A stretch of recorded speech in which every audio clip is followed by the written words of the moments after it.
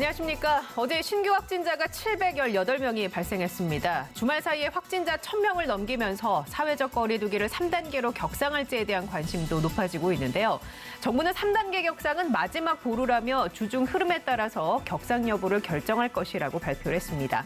잠시 후 전문가 두 분과 함께 사회적 거리두기 3단계 기로에선 지금 과연 단계 격상만이 해법인지, 확산세를 줄일 수 있는 다른 해법은 없는지 자세하게 이야기 나눠보겠습니다. TBS 특보 코로나19 오늘도 현재까지 들어온 속보 중심으로 정리해드립니다. 먼저 서울시 상황실에 나가 있는 취재기자 연결해서 밤사이 확진자 집계 상황과 주요 대응책들 살펴봅니다. 정선미 기자. 네, 서울시 재난안전대책본부에 나와 있습니다. 네, 먼저 전국 확진자 집계 상황부터 살펴볼까요? 네, 오늘 0시 기준으로 신규 확진자 718명입니다.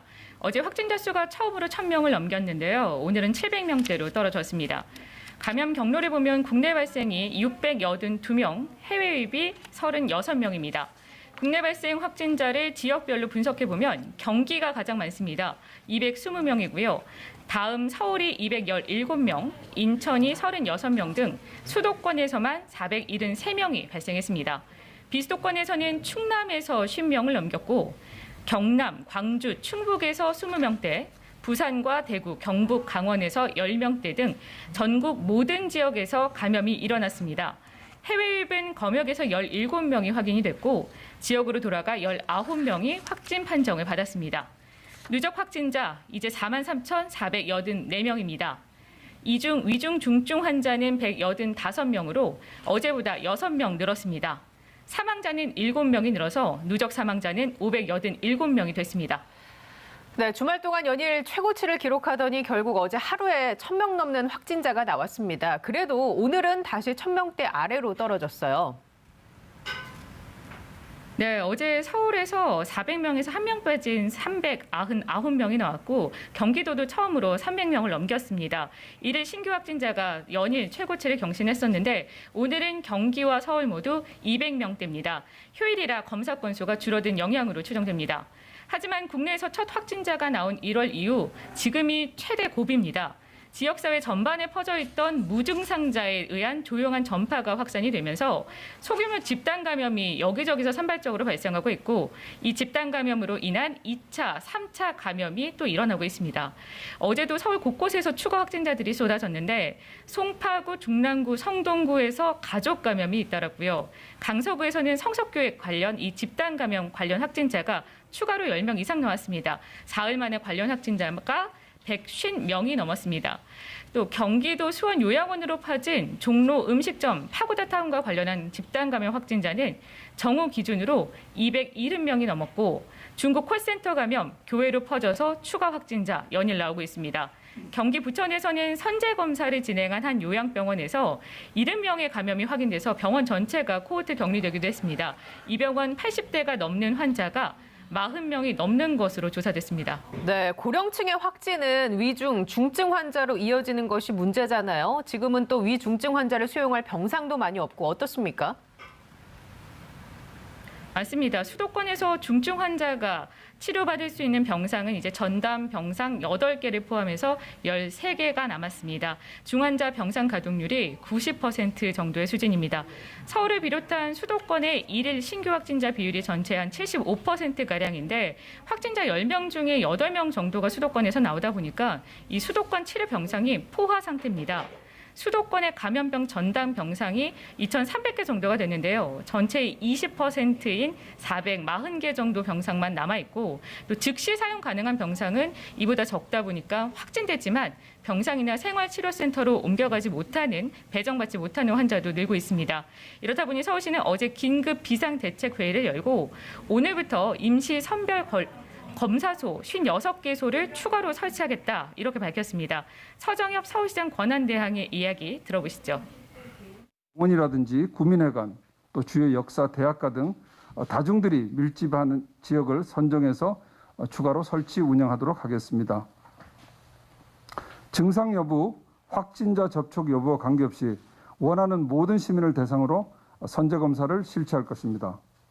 또한 지역 소상공인, 법정단체, 통반자 등을 통해 자발적인 검사 분위기를 조성하여 잠복 감염이 검사를 회피하지 않도록 최선을 다하겠습니다.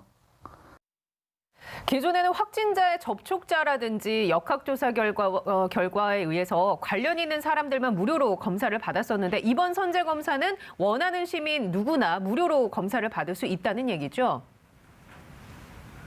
네, 맞습니다. 누구나 무료로 증상이 없어도 그리고 익명으로 검사받을 수 있습니다. 오늘 당장 문을 여는 곳은 종로 탑골공원, 서울역 광장, 용산역 등 21개소고요. 이번 주 안에 차례로 56개까지 늘릴 예정입니다.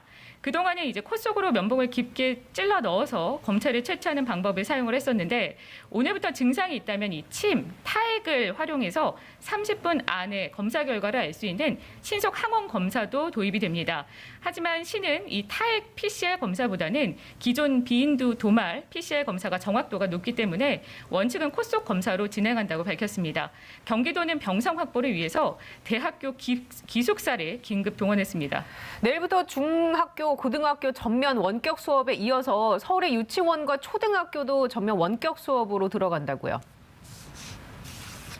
그렇습니다. 지난 금요일 이제 서울시 교육청이 중고등학교 원격 수업을 거리두기 2.5단계에 맞춰서 연장하겠다 이렇게 밝혔었는데요. 그때도 이제 가정 내 돌봄이 공백이 발생을 한다면서 유치원과 초등학교는 등교를 지속하기로 결정을 했었습니다. 하지만 하루에 1,000명이 넘는 확진자가 이제 쏟아지면서 폭발적인 확산을 막기 위해서 유치원과 초등학교 역시 전면 원격 수업을 도입하겠다라고 밝힌 겁니다. 서울에 이어서 경기도, 인천도 지금 유치원, 초, 중, 고교 전면 원격 수업 발표했는데요.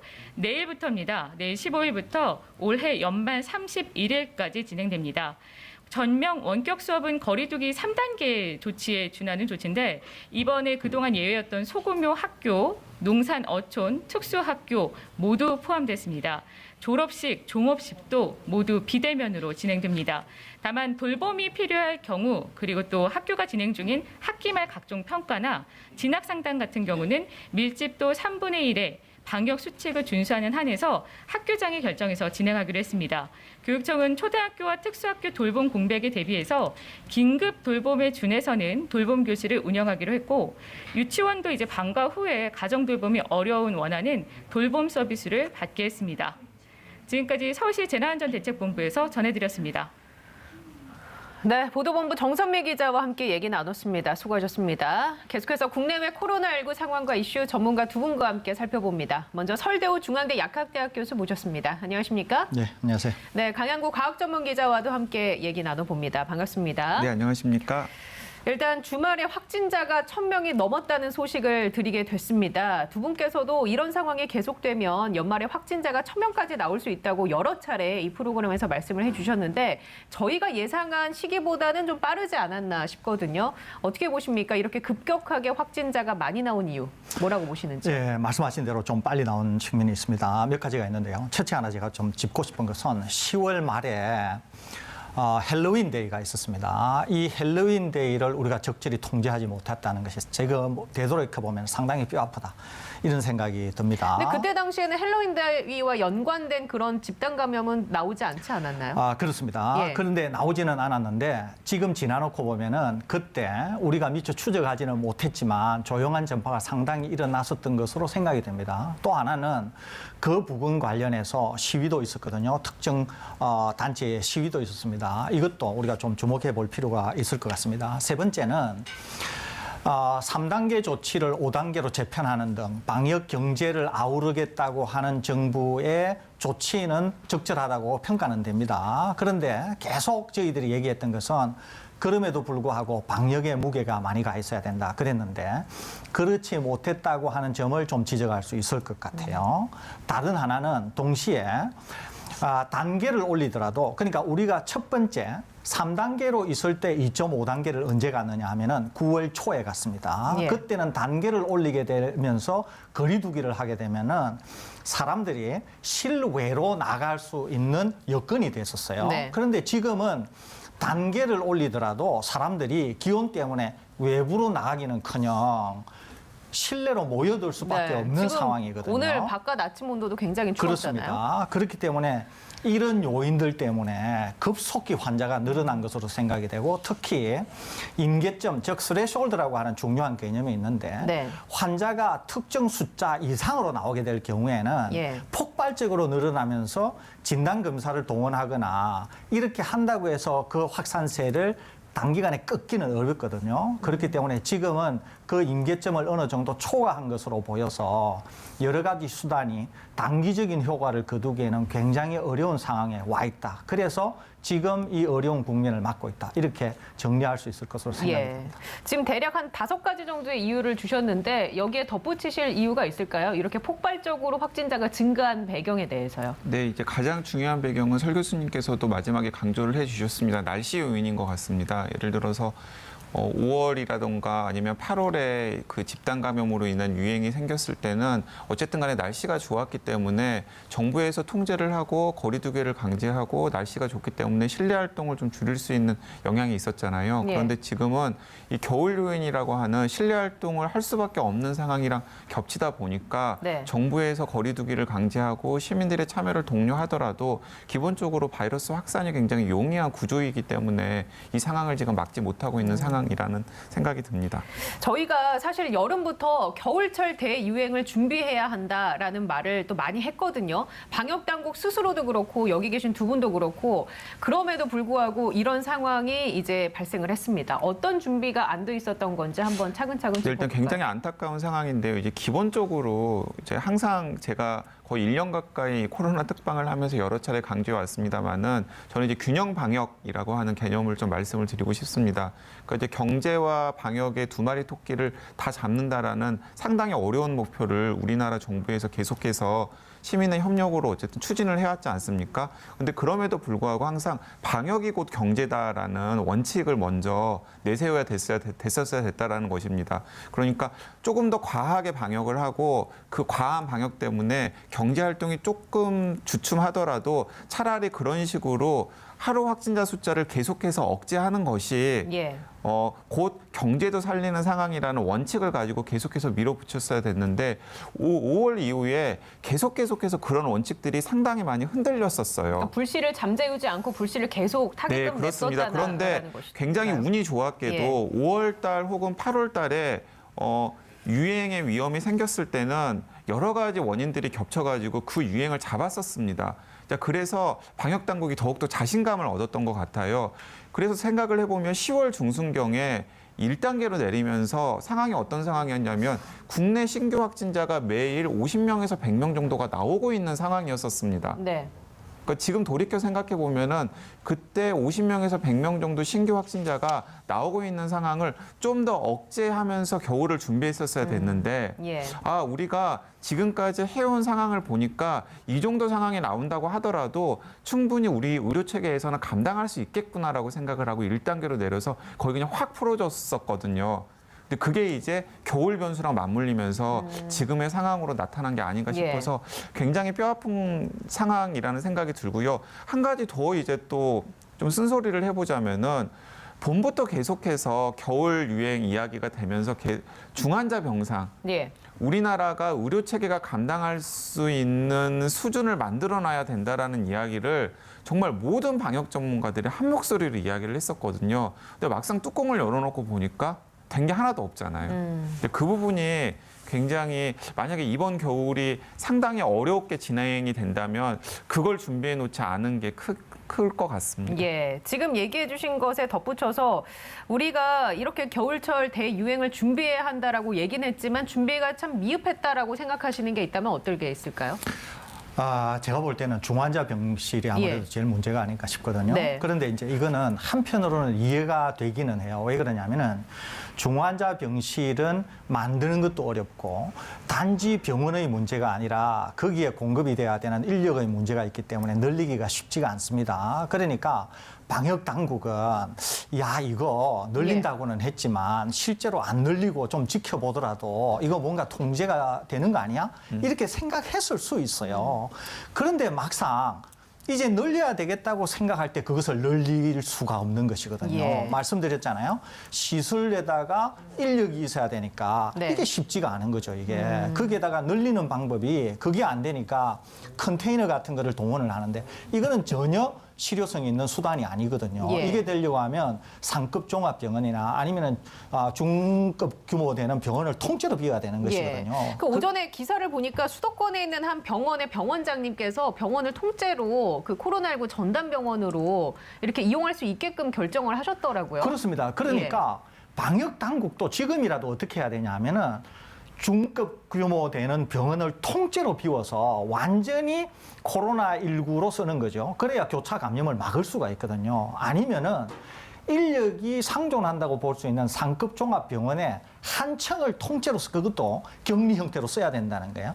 이제 그렇게 해야 인력과 시설이 이제 해결이 되는 것이거든요. 그러니까 아까 제가 말씀드린 것처럼 계속 겨울을 준비해야 된다 이렇게 생각했는데 겨울 전에 방역 당국이 해왔던 행보나 응급 이런 거를 보면은 준비는 하겠다고 했지만은 통제가 될 수 있겠다고 하는 생각 때문에 방금 말씀드린 그런 것들이 뒷단으로 좀 밀렸던 측면이 있거든요.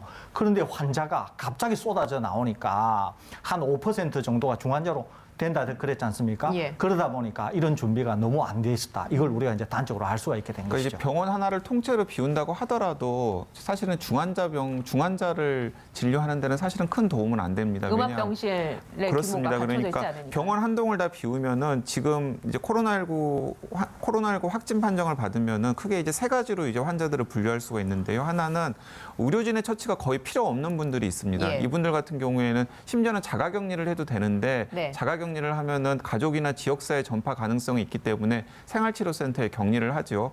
이제 이런 분들 같은 경우에는 이제 생활치료센터를 확보하는 게 중요한 예. 문제가 되는 것이고요.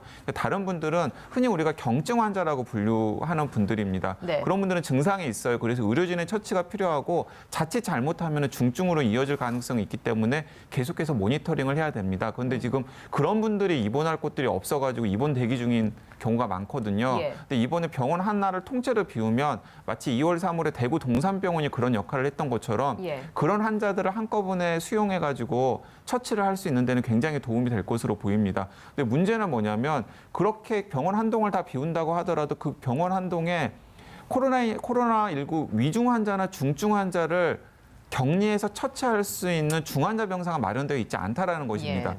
그런 중환자 병상은 결국에는 전국 곳곳에 있는 상급 종합병원에 격리된 중환자 병실에서 관리를 할 수밖에 없는데 예. 그런 병실이 지금 턱없이 부족하기 때문에 이제 문제가 생기는 것이죠. 예. 그러니까 이런 상황이 생길 수 있는 거죠. 예를 들어서 지금 병원 한 동을 비워가지고 거기에서 60대 어르신이나 70대 어르신을 진료를 하다가 그분이 갑자기 위중 상태로 빠졌습니다. 그러면 어딘가로 지금 보내드려야 되는데 받을 병원이 없는 상황이 생길 수 있다는 것입니다. 근데 그걸 지금 계속해서 준비를 해야 된다라고 봄부터 이야기를 했었는데 예. 잘 안 된 거죠. 여러 가지 이유가 있겠습니다만은 너무 안타깝습니다. 예. 일단 생활치료센터나 지금 얘기해 주신 것처럼 경증 환자들이 치료를 받을 수 있는 공간을 확보하는 것은 그렇게 어려운 일은 아닙니다만 일단 추진은 계속 해야 될 거고요. 네, 예를 들어서 이제 가장 이제 심각한 경우에는 뭐 킨텍스라든가 코엑스 같은 예. 컨벤션 센터를 아예 그냥 통째로 비운 다음에 거기에다가 간이 침대들을 놓고 나서 그런 예. 환자들을 수용하는 방법까지도 동원될 수 있습니다. 그렇기 때문에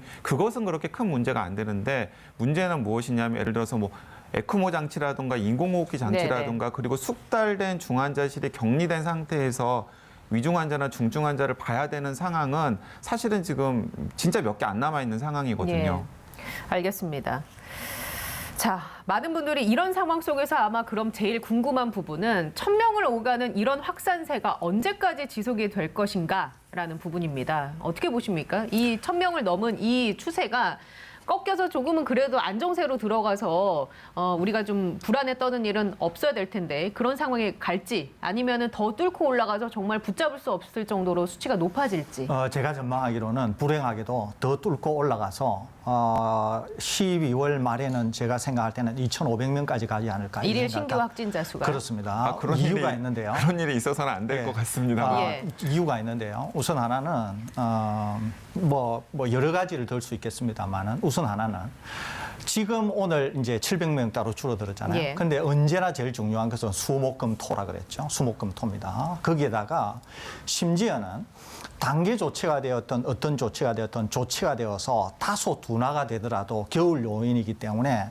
급격히 둔화되기보다는 완만하게 둔화될 가능성이 많습니다. 그런데 기온과 실내 모임이라고 하는 이 악화 요인, 언제든지 악화를 시킬 수 있는 요인 때문에 늘어나는 것은 언제나 급격히 늘어날 수 있다는 거예요. 그러니까 줄어드는 것은 굉장히 제한적이지만 늘어날 수 있는 악화 요인은 상존하고 있다는 거예요. 그러니까 지금 겨울이라고 하는 긴 터널이 아직도 겨울이 많이 길게 남았잖아요. 적어도 4개월 정도 남아있다. 예. 이렇게 볼 수 있잖아요. 그러니까 지금 한 1, 2주 정도 조금 줄어들다가 늘어날 때는 계속 늘어날 가능성이 있다는 거죠. 그러니까 계속 슬금슬금 늘면서 12월 말이 되면은 더 어려운 국면을 맞을 가능성이 있다. 저는 그런 것들 때문에 예. 실제로 지금 단계 조치를 하는 것과 상관없이 이번 겨울은 예. 향후에 내년이 되면 이제 날씨가 따뜻해지고 할 경우에는 우리가 동원할 수 있는 다양한 수단들이 있습니다. 예. 단계를 올려서 실외로 흩어지게 한다든지 또는 백신이라든지 여러 가지 네네. 수단들 또 치료제도 기대할 수 있기 때문에 제일 중요한 것은 이번 한 4월 정도까지 이 구간을 어떻게 보낼 것인가 이것이 예. 제일 중요한데 이 구간에서는 제 생각으로는 아마 조만간 12월 말 정도 되면은 2,000명을 상회하는 환자가 쏟아질 것으로 생각이 되고 오늘 당장은 좀 줄었지만 언제나 수목금토가 중요하기 때문에 이번 주에도 상당히 많은 확진자가 쏟아져 나올 것으로 생각이 됩니다. 예.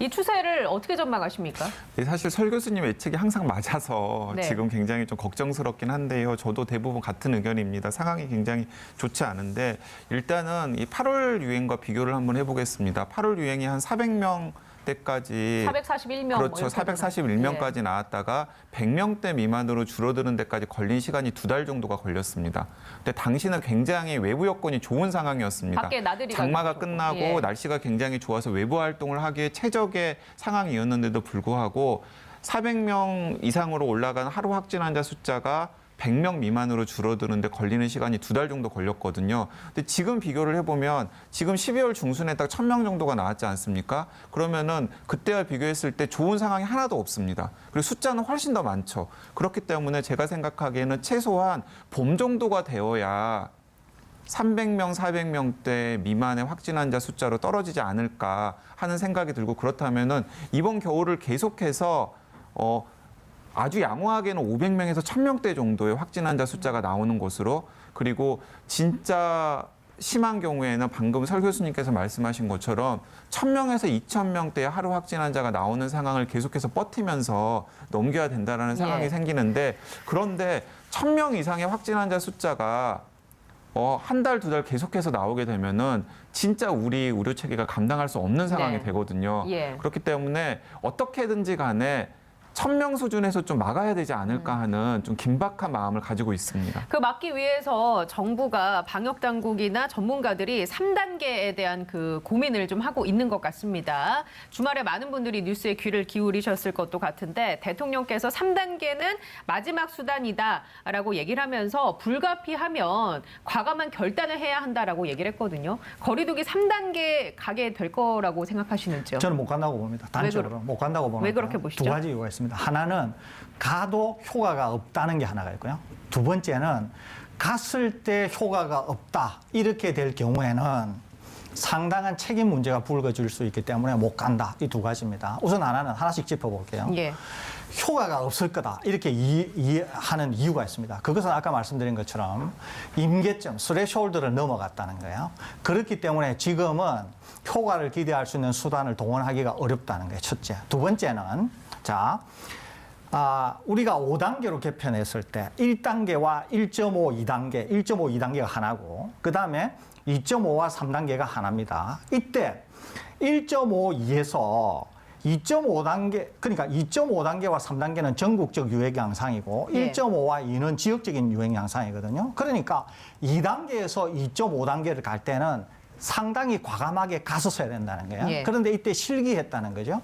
그런데 지금 이제 2.5단계에서 3단계로 오는데 3단계로 갈 요건은 됩니다. 그런데 정부 당국에서 지금 주춤하고 있거든요. 왜 그러느냐 하면은 3단계가 무슨 엄청날 것 같아도 내용을 뜯어보면은 그렇게 큰 차이가 별로 없습니다, 이게. 그렇게 되면 어떻게 되느냐. 2.5단계에서 3단계로 갔을 때는 3단계가 마지막인데 효과가 있기가 첫째 어렵고 그렇기에는 너무 많이 확산이 되어 있다는 거죠. 거기에다가 진단검사를 동원하면 동원할수록 실제 확진자 수는 악화 양상을 보일 가능성이 더 많습니다. 이게 하나가 있고 두 번째는 2.5단계에서 3단계를 가잖아요. 3단계가 마지막인데 3단계를 갔는데 못 잡았다. 만일에 이렇게 되면은 상당한 책임론이 대두가 되면서 이게 완전 정치 문제화 될 겁니다. 이게 더 어려워질 수 있다는 거죠. 그렇기 때문에 방역 당국은 계속 국민의 협조를 바라면서 이게 안 되면은 3단계를 갈 수 있다. 연기 피우고 있거든요. 예. 국민의 협조를 바라면서 이게 만일에 효과가 있다. 3단계.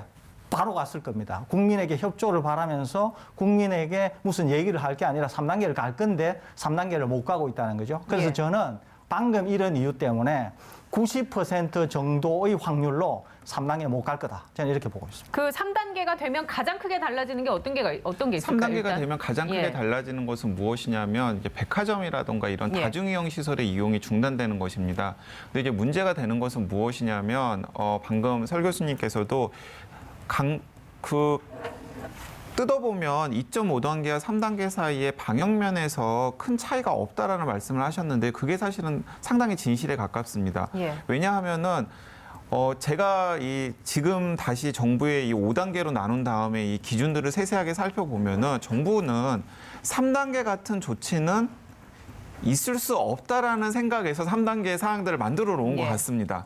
자, 그렇기 때문에 정교하게 만들어 놓지를 않았어요. 3단계와 관련된 내용들을. 그래서 막상 2.5단계에서 3단계로 올린다는 상황을 놓고서 3단계를 들여다보니까 3단계로 올린다고 한들 과연 2.5단계보다 많이 달라져서 그러니까 시민들한테 주는 압박이라든가 경제활동에 미치는 침해는 굉장히 큰데 정작 방역면에서는 그다지 도움이 될 만한 대목들이 보이지 않는다라는 게 지금 방역당국이 가장 크게 안고 있는 고민으로 보입니다. 그래서 방역당국 내부 관계자들이랑 이야기를 해보면 고민은 하고 있는 것 같습니다. 그런데 발표되었던 3단계 내용으로 가지는 않을 것 같습니다. 더 수정 보완된 네, 수정 보완된 3단계 예. 조치, 그러니까 뭐 3단계 마이너스 알파가 되었던지 무엇인지는 모르겠습니다만은 어쨌든 간에 지금 시민들에게 공표가 되어 있는 3단계처럼 3단계를 갈 수도 없는 상황이에요. 지금 예. 상황은. 자, 하나 볼까요? 네. 지금 백화점 닫는다, 3단계를 가면 백화점 닫는다 그랬잖아요. 예. 극단적으로 볼까요? 백화점에서 우리가 코로나19와 공존하게 되면서 백화점에서 확진자 수가 대량으로 나온 예가 없습니다. 그러니까요. 예? 네. 예가 없거든요. 두 번째 볼까요? 각종 몰에서 나온 적이 있습니까? 없어요. 근데 대형마트 그다음에 경우에서는 발생한 적이 있으니까요. 그러니까 예. 옛날에 있었는데 예. 제가 말씀드리는 것처럼 우리 방역에 영향을 줄 만한 대감염이 없었어요. 하나 볼까요?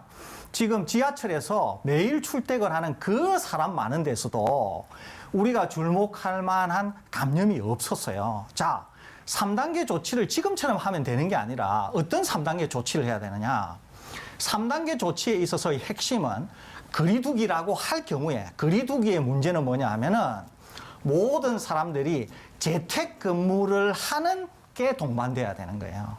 그러니까 지금 말하는 업무의 출퇴근은 그대로 두고 집에 있는 무슨 사람들이 거리두기를 한다. 이것만으로는 방역의 실효를 거둘 수가 없다는 근데 거죠. 지금 3단계가 되면 재택근무도 이제 필수의 요소로 들어가기 때문에 그럼에도 불구하고 예. 법적 강제력은 없는 것이거든요. 제가 말씀드리는 것은 뭐냐면 적어도 3단계 조치가 되면은 모든 사람들이 집콕을 하면서 일주일이나 2주일 동안 견딜 정도가 되어야 확산을 떨어뜨릴 수 있지. 지금의 3단계 조치는 2.5단계와 다소 다르지만 큰 다름이 없기 때문에 3단계를 가도 실효가 별로 없다는 거예요. 이 실효가 없는 것을 3단계로 간다? 가서 뭐 할 거예요? 가서도 안 된다는 거죠. 가도 효과도 없고. 그렇기 때문에 방역당국이 굉장히 고심하고 있고 그래서 제가 볼 때는 가기 어려울 거다. 이렇게 보는 겁니다. 그 효과라고 얘기를 해주시는데 가도 효과가 없을 것이다. 그 효과의 수준이 어느 정도에 지금 설정이 되어 있는 건가요? 제가 드리는 말씀은 예를 들면 1,000명이 나온다고 해보죠. 수, 목, 금, 토 1,000명이 나오잖아요. 3단계로 갔어요. 1,000명이 예. 떨어지지가 않을 거라는 거죠, 이게. 1,000명 수준을 계속 그대로 네네. 유지하는 수준을 벗어나지 못할 거라는 겁니다. 3단계 조치를 가더라도. 그렇기 때문에 효과는 없을 거다, 이렇게 보는 거예요. 그리고 이제 내용을 들여다보면 여러 가지 문제가 많이 있습니다. 그러니까 3단계는 전국적 유행 단계잖아요. 예. 그래서 3단계 조치를 발동을 하면은 전국적으로 3단계를 발동을 예. 해야 되는 상황입니다. 원칙적으로는.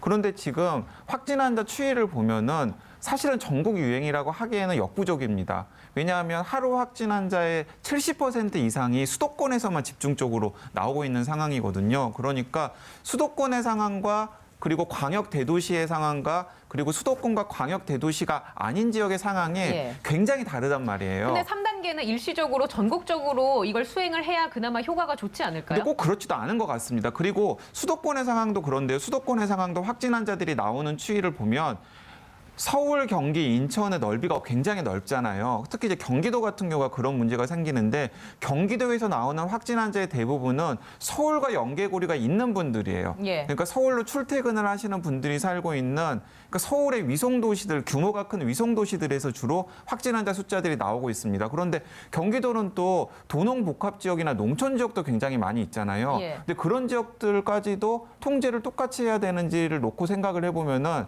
과연 그게 맞는지 의문이 이 들거든요. 주장에 대해서 설교 스님은 어떻게 생각하십니까? 충분히 일리가 있습니다. 예전에도 한번 예. 얘기했는데요. 각 지자체가 방역 역량을 키워야 된다. 그리고 지자체들의 처지가 다를 것이기 때문에 거기에 맞도록 처방을 내려야 된다. 우리 한번 얘기한 예. 적이 있잖아요. 그러니까 수도권은 예컨대 3단계를 간다. 그러면 수도권은 3단계를 갈 가능성이 있다고 하더라도 다른 지자체들은 다른 결정을 내릴 수 있다고 보거든요. 그렇기 때문에 물론 이런 걱정이 있을 수도 있어요. 풍선 효과가 있을 예. 수 있다고 하는 걱정 때문에 전국화 가야 된다. 이렇게 생각하는 분도 있을 수 있습니다. 그런데 저는 기본적으로 지자체가 처한 상황이 다를 수 있기 때문에 거기에 맞도록 해야 된다. 이게 예. 제가 가지고 있는 기본 입장입니다. 자, 지난 방송 후에 한 시청자께서 댓글로 이런 질문 남겨주셔서 한번 여쭤보겠습니다. 지금도 여전히 밀집도를 낮추고 마스크를 착용을 의무화하고 있는데 설 교수님이 얘기해 주신 방안 있잖아요. 네. 마스크로 모든 기준을 재평가해야 한다라는 그 주장. 현재 정부가 취하고 있는 조치와 어떻게 다른 건지 설명을 좀 해달라고 한 질문이 있었거든요. 많이 다릅니다. 예를 들면 제가 드리는 말씀은 뭐냐면 단지 마스크를 착용하는 게 아니에요. 온전한 마스크를 하루 종일 착용. 그러니까 잠자고 하는 그러니까 일상생활에서 하루 종일 온전한 마스크를 착용할 수 있느냐 없느냐의 여부이지. 예. 단지 마스크를 착용하느냐 안 하지 않느냐를 얘기하는 게 아닙니다. 예. 예를 들면 이런 거예요.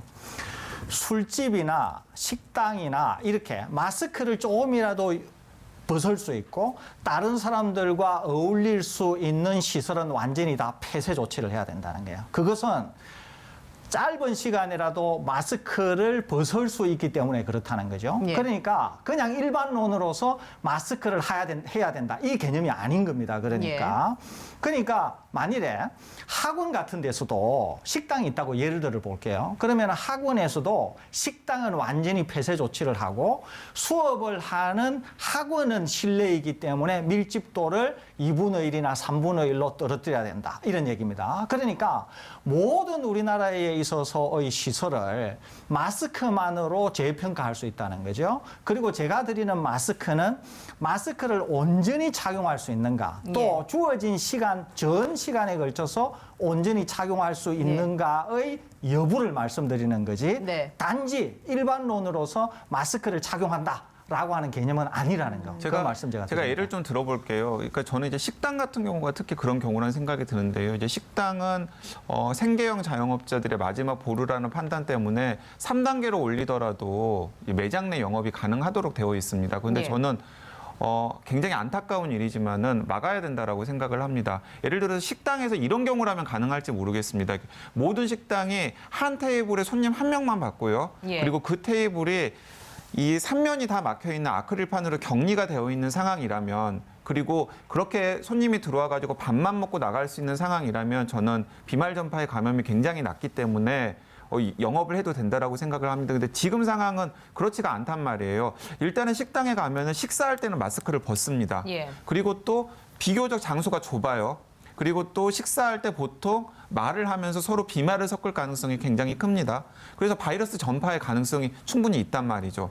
그러니까 뭐 호프집을 비롯한 술집도 마찬가지고 뭐 이자카야 같은 것도 예. 마찬가지입니다. 근데 이제 그런 것들 같은 경우에는 기본적으로 그 실내에 들어가서 그 시설을 이용을 할 때 마스크를 벗을 수밖에 없기 때문에 네. 사실은 방역 면에서만 놓고 보면은 이 영업을 금지해야 된다라는 거죠. 그렇게 되면 이제 식당이나 카페를 운영하시는 분들의 반발이 만만치 않을 네, 그렇습니다. 거거든요. 그러니까 그걸 저는 그분들을 설득하고 지원하고 실천하게 만드는 게 정치고 행정이라는 것입니다. 자, 그 목포에서 카페를 경영하시는 한 분이 저한테 이런 예. 하소연을 하셨더라고요. 그러니까 정부는 자꾸 카페 문만 열어놓게 하면 혹은 식당 문만 열어놓게 하면 네. 자영업자들의 숨통이 트일 것이라고 생각을 하지만은 유행이 잡히지 않으면 결국에는 다 같이 죽는다라는 거예요. 그렇기 때문에 자기들도 잠깐 닫더라도 빨리 유행이 잡히는 게 오히려 더 영업에 훨씬 더 도움이 된다라는 예. 말씀을 하셨습니다. 그런데 저는 이렇게 생각합니다. 그러니까 이렇게 어설프게 열어놓고 계속해서 유행을 방치를 하면 결국에는 다 같이 죽는 상황이 생기는데, 예를 들어 정부가 정부의 방역 조치 때문에 피해를 볼 수 있는 카페라던가 식당의 자영업자들에게 파격적인 지원을 전제로 한 달이나 혹은 2주 혹은 3주 혹은 한 달간만 방역에 동참해 주십시오라고 설득을 하고 실천에 동참하게 한다면은 한 달 후에 상황이 훨씬 더 나아질 수가 있다라는 네. 거죠. 그러니까 두 분의 의견은 마스크를 온전히 쓸 수 있는 실내 영업장은 영업을 할 수 있게 두고, 그렇지 않은 곳, 예를 들면 식당이라든지 카페라든지 잠깐이라도 벗을 수밖에 없는 공간에 대해서는 강력한 조치를 취해야 한다. 그리고 그것에 더불어서 정부의 적당한 그 충분한 지원과 보상이 이루어져야 한다라는 게 두 분의 주장이시죠. 네, 그러니까 저는 약간 다릅니다. 예. 저는 우리 골목의 식당이나 카페는 실내에 있지 않잖아요. 거기에서는 뭔가를 사서 나오면 실외거나 집이잖아요. 예. 그러니까 여기는 안에서 취식하거나 안에서 먹는 것은 완전히 봉쇄를 해야 되지만 포장, 즉 테이크아웃만 허용해야 된다는 거예요. 아니, 저도 같은 예, 의견입니다. 포장은 네, 허용을 테이크아웃이나 한다. 배달은 예. 허용해야 그러니까. 되는 거죠.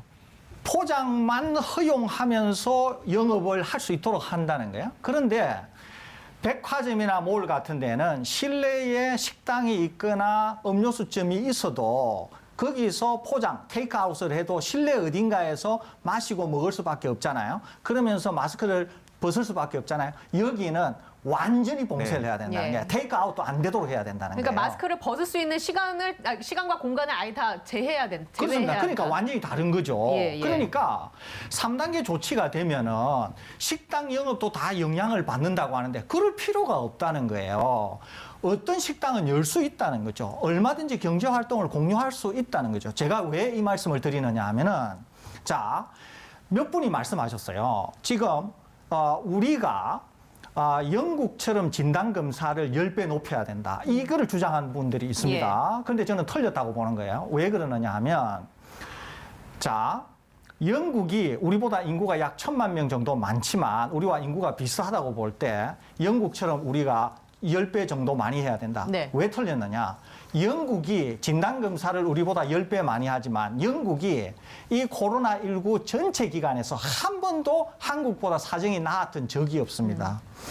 여기에는 확진자만 165만 명에 이르고요. 사망자만 거의 6만 5천 명에 이릅니다. 네. 그런데 진단검사는 우리보다 10배 많다 그러거든요. 그러니까 우리가 일부 잘못된 전문가들이 영국처럼 해야 된다. 그 영국처럼 뭘 하자는 거예요. 이게 하나가 있죠. 그러니까 진단검사 건수를 늘려서 이제 그 3T, 그러니까 빨리 진단하고 빨리 격리하고 빨리 치료하고 이런 시스템으로 가야 한다라는 게 이제 틀렸다는 그분들의 거예요. 그 주장인 자체가 거죠. 틀렸다는 거예요. 예. 그 자체가 잘못됐다는 거예요. 전혀 전문성이 없다는 거예요. 우리는 어떤 나라를 배워야 되느냐 하면 대만을 배워야 돼요. 대만의 대만. 사례. 예. 대만은 인구가 2,300만 정도 되니까 우리의 수도권 정도 된다고 볼 수 예. 있고 밀집도도 우리의 수도권 부근 정도 된다고 볼 네. 수 있어요. 대만은 지난 250일 동안 국내 환자 발생이 0명입니다. 그렇게 가능할 수 있었던 있었던 이유는 이유가 두 가지가 있는데요. 예. 하나는 중국 우한에서 이 코로나19가 터지자 바로 국경을 봉쇄를 하게 됩니다. 예. 그런데 우리는 대만보다 경제력도 크고 여러 가지 이유 때문에 국경 봉쇄를 따라갈 수는 없어요. 그런데 대만이 두 번째 뭘 했느냐?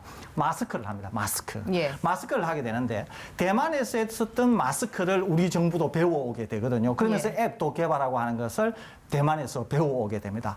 대만은 지난 250일 동안 환자가 0명이었던 것이 제가 볼 때는 마스크입니다. 또 다른 하나는 환자가 0명 나왔음에도 불구하고 대만 정부가 겨울이 되면 상황이 나빠질 수 있기 때문에 실내는 전부 마스크를 착용을 하고 밀집도를 떨어뜨려라. 이게 12월 초부터. 이게 대만의 정책이었어요. 방역 예. 정책이었습니다. 제가 좀 전에 말씀드렸죠. 마스크를 가지고 우리 시설을 다 재평가할 수 있고 거기에 맞춰서 해야 된다고. 왜 그러느냐. 마스크는 거리두기보다 훨씬 효과가 뛰어납니다. 예. 화이자 백신보다도 더 확실한 감염 차단제가 마스크예요. 그렇기 때문에 마스크가 아니고서는 지금의 감염 차단을 억제하기는 어렵다. 두 번째는 경제와 방역을 공존하는 유일한 수단은 마스크에 달려있다. 제 이 말씀 드립니다. 알겠습니다. 시간이 없어서 오늘 여기서 마무리해야 할 것 같은데 내일도 계속해서 못다한 이야기 나눠보도록 하겠습니다. 여러분들 궁금증 있으시면 TBS 라이브, TBS 시민의 방송 채널에 들어오셔서 남겨주시면 저희가 또 소중하게 준비를 해서 여쭤보도록 하겠습니다. 지금까지 설대우 중앙대 약학대학 교수 강양구 TBS 과학전문기자와 함께했고요. 저는 내일 다시 오겠습니다. 시청해주신 여러분 고맙습니다.